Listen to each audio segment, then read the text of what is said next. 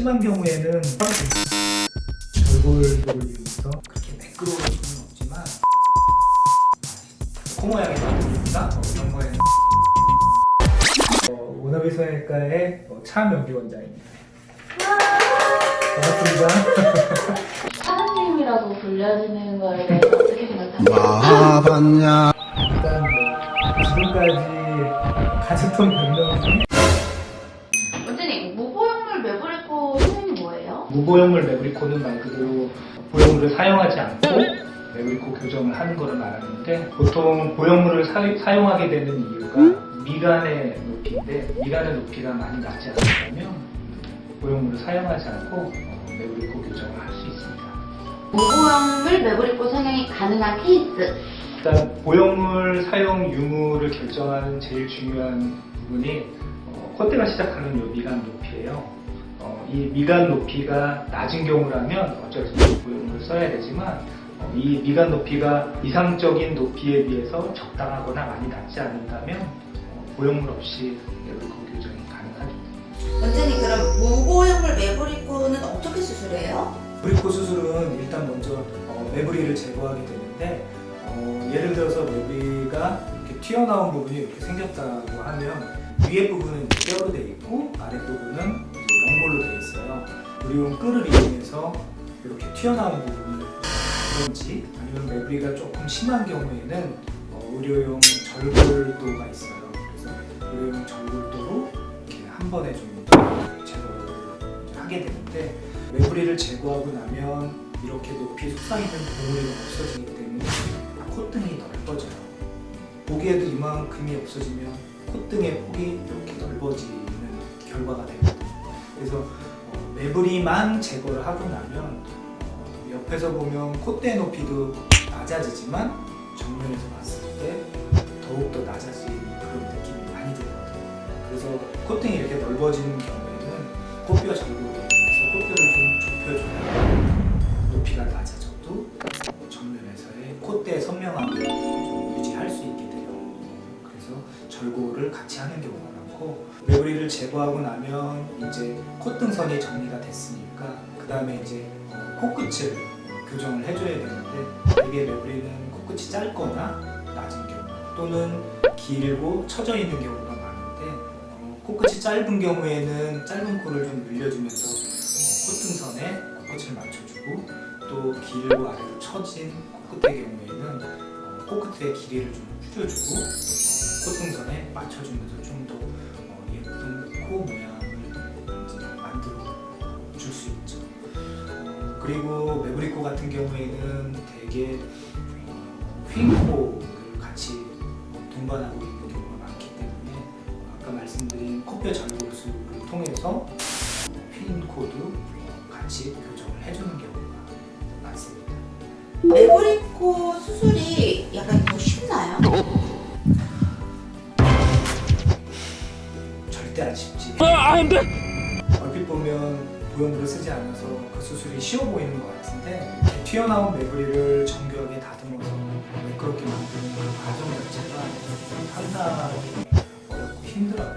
또 일부에서는 보형물을 원치 않은 환자들도 많기 때문에, 혹시나 매부리를 과도하게 제거를 해서 오히려 그 자리가 패인다면 보형물을 또 써야 되거나 또는 또 다른 재료로 인해서 메꿔져야 되기 때문에 상당히 힘든 작업이에요. 그래서 수술 시간도 보형물 쓸 때보다 훨씬 더 길고 신경을 많이 써야죠. 원장님, 근데 사실 매부리 수술이라고 하면 제일 다들 궁금해하시는 게 매부리가 다시 자라지 않을까 이거거든요. 진짜 뼈가 다시 자라나요? 그럴 가능성은 좀 희박합니다. 사실은 사람 몸은 뼈와 또는 뼈를 싸고 있는 골막이라고 하는 이제 곳에서 만들어지는데, 일반적으로 매부리를 제거하기 위해서는 뼈에서부터 골막을 분리를 해서 해야만 매부리를 효과적으로 제거할 수가 있어요. 보통 이 수술 과정에서 뼈보다는 이 골막 자체가 손상을 입는 경우가 많은데, 우리 몸에서는 어딘가 부분이 손상을 받았으니까 자연스럽게 복구하려는 성질 때문에 뼈가 생길 수는 있어요. 그래서 매부리가 다시 자라기보다는 대부분의 경우는 가교정하면 안 되니까 매부리가 살짝 남는 경우가 훨씬 더 흔하다고 봐야 되겠죠. 원장님은 귀연고라고 비중격 연고를 늘 함께 쓰시잖아요. 혹시 그 이유가 있나요? 이유가 있죠. 일단 귀연골하고 비중계 연골은 똑같은 연골이지만 이 성질 자체가 좀 달라요. 귀연골 같은 경우는 뭐 만져보면 아시겠지만 되게 좀 부드러운 재질이에요. 그래서 우리가 얘기하는 이제 탄성 연골로 이루어져 있는데 이런 귀연골은 코끝의 표면이나 주로 코의 윤곽, 이 테두리를 좀 더 부드럽고 정교하게 만드는 데 유리하기 때문에 귀연골을 사용하고 있고 비중계 연골은 유리 연골, 탄성 연골이 아닌 좀 더 단단한 이런 유리 연골로 되어 있는데 이거는 말 그대로 코 속에서 기둥 역할을 하고 있는 연골이에요. 그래서 코끝을 연장한다든지 또는 코끝을 좀 힘있게 지지하기가 훨씬 더 수월할 수 있는 코끝에 기둥으로 사용을 하고 있어요. 그래서 물론 이제 연골의 양이 많고 뭐 충분하다면이야 뭐 그래도 괜찮지만 우리 동양인은 코끝의 높이가 좀 낮고 높여줘야 되는 경우가 많고 또 높이만 너무 높이면 자칫 코가 또 뾰족해질 수 있어요. 그래서 높이를 높이면서 또 볼륨을 또 만족시킬 수 있으려면 이런 두 가지 연골을 같이 사용하는 게 훨씬 더 효과적인 경우가 많아요. 원장님, 그러면 보형물을 쓴 수술보다 혹시 결과물이 좀 안 예쁘거나 그런가요? 그거는 동의할 수가 없어요. 지금 자기 코의 현재 상태에 알맞게 계획을 세우고 수술을 하면 보형물 사용하는 것 이상의 그런 모양을 얼마든지 얻을 수가 있어요. 원장님, 그러면 무보형물 수술은 회복 기간에 차이가 혹시 있나요? 회복 기간 차이가 있죠. 무보형물 수술은 말 그대로 보형물이 들어가서 생기는 초기의 이물 반응이 거의 없기 때문에 붓기도 훨씬 더 덜 붓고 회복 시간은 훨씬 더 빠르죠.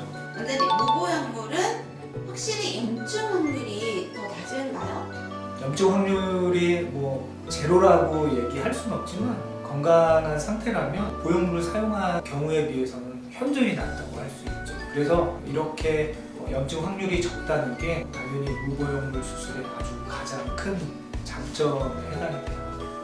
원장님, 그럼 무보형물 코소미형과 재수술이 필요가 없나요? 재수술을 뭐 때문에 하느냐가 되게 중요한데 보통 보형물을 이용해서 수술하는 경우에는 사실 제일 걱정하는 게 염증이잖아요. 염증으로 인해서 생기는 코 모양의 변화 또는 구축, 피부가 얇아지거나 또는 피부가 더 빨개지거나 이런 원인 때문에 수술을 하는 경우는 거의 없다고 보시면 되고 오히려 매부리가 살짝 남아있다든지 아니면 시간이 지나면서 코끝이 좀 낮아졌다든지 뭐 이런 거 정도로 손을 볼 수는 있어요. 무보형물 매부리코 수술의 장점은 뭘까요? 염증에 대해서 자유롭다, 높이에 대해서 무리하지 않으니까 당연히 모양도 자연스럽고 보형물이 안 들어가는 거에 대해서 이물 반응이 적기 때문에 회복이 빠르다.